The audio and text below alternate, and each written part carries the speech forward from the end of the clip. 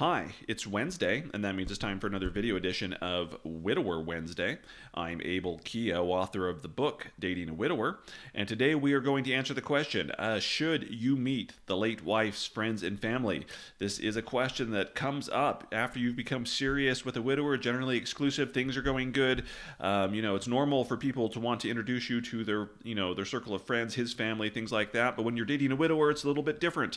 You have the late wife's friends and family to actually meet. It's not like, if you're dating somebody that's divorced, they're probably not going to say, hey, do you want to meet my ex's, parents or something like that. This is a situation that is unique to widowers and those who are dating them.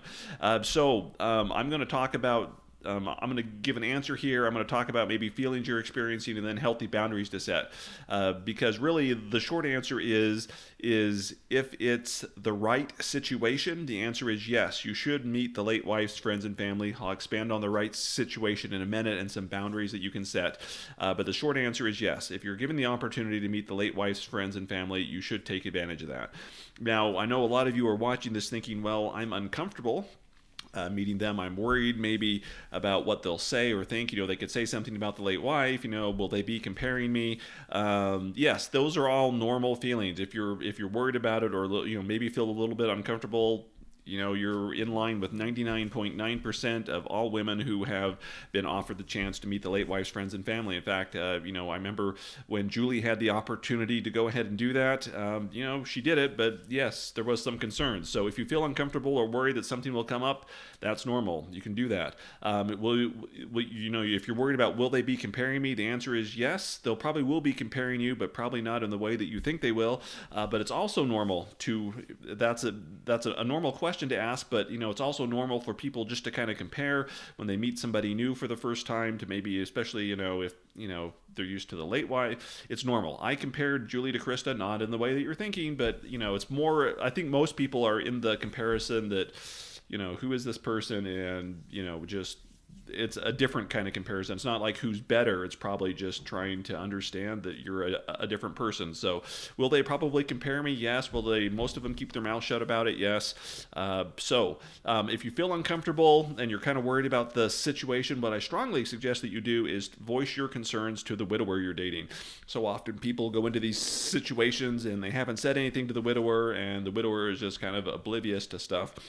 If you feel uncomfortable and you're worried about them saying something, yes, speak up to the widower. Say, yes, I'd love to go and meet them, but we need to set some ground rules. I want you to know how I'm feeling, kind of thing, and we'll talk about boundaries in a second. But I always say, if you don't tell the widower your feelings or what how you feel about something, he's just going to assume that you're fine with it. So if you have concerns or worried that maybe you've seen on social media that whatever the late wife's mom always posts about her dead daughter or something like that, yes, bring up the concerns so the widower can be aware of them, and maybe he can set some healthy boundaries with them, as well as you setting some healthy boundaries with them.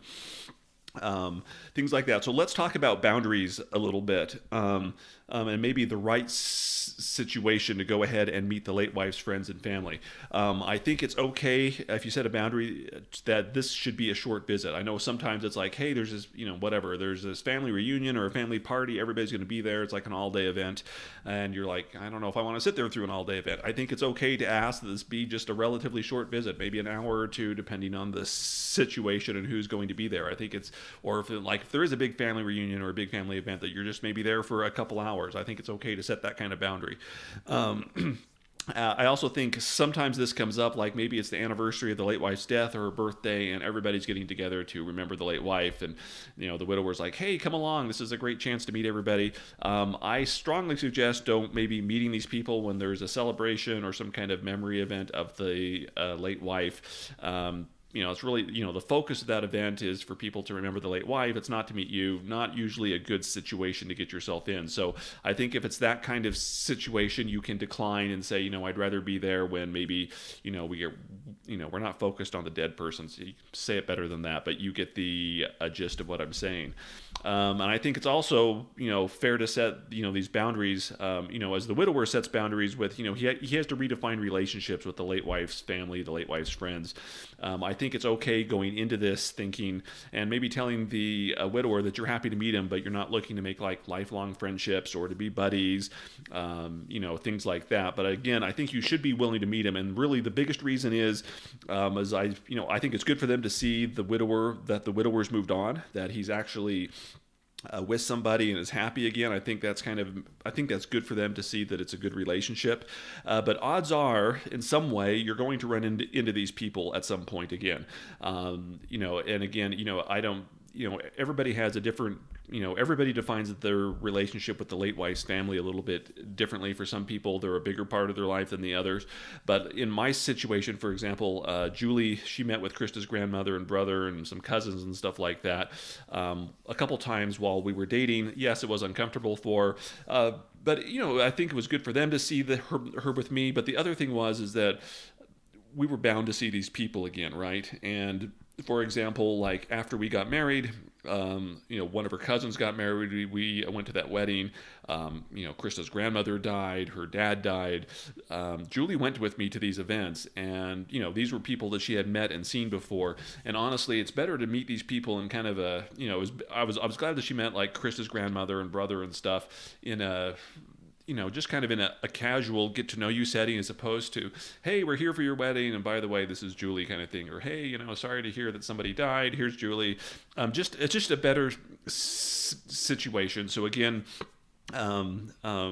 it's these people are going to be even if they're a small part of your life, and the late wife's family is a very small part of my life, especially when we were it's probably non-existent now, but when we were first married, again, there was weddings, funerals, other events where Julie and me were going to be there, and so were people. So it was almost nice that she had already met these people and knew who they were. Again, it wasn't like she was buddies with them or had a strong relationship, but at least they knew who Julie was. She knew who they were.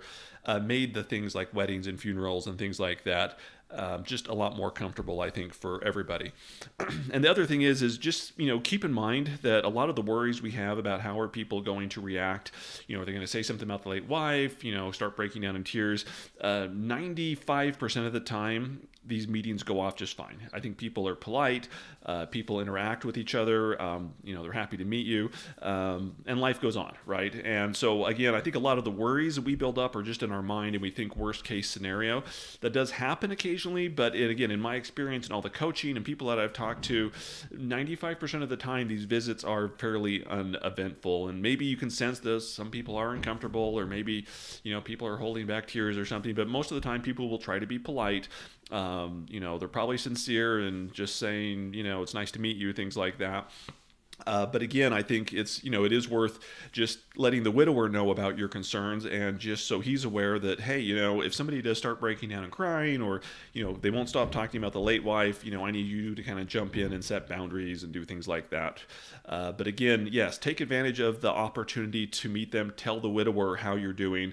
And again, I think you can set healthy boundaries. Again, short visits, what's an appropriate time to go ahead and meet the late wife's family. And then just keep in mind that, these people are going to bounce in and out of your life, like it or not. They're going to be a small part of it.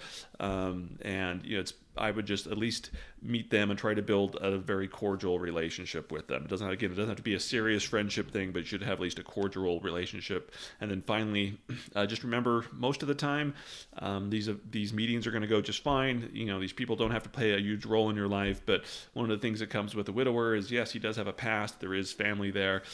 They'll probably play some role in your life, probably bigger than, the late wife's family plays in mine. And you've got to be okay with that. So, at least be polite with them.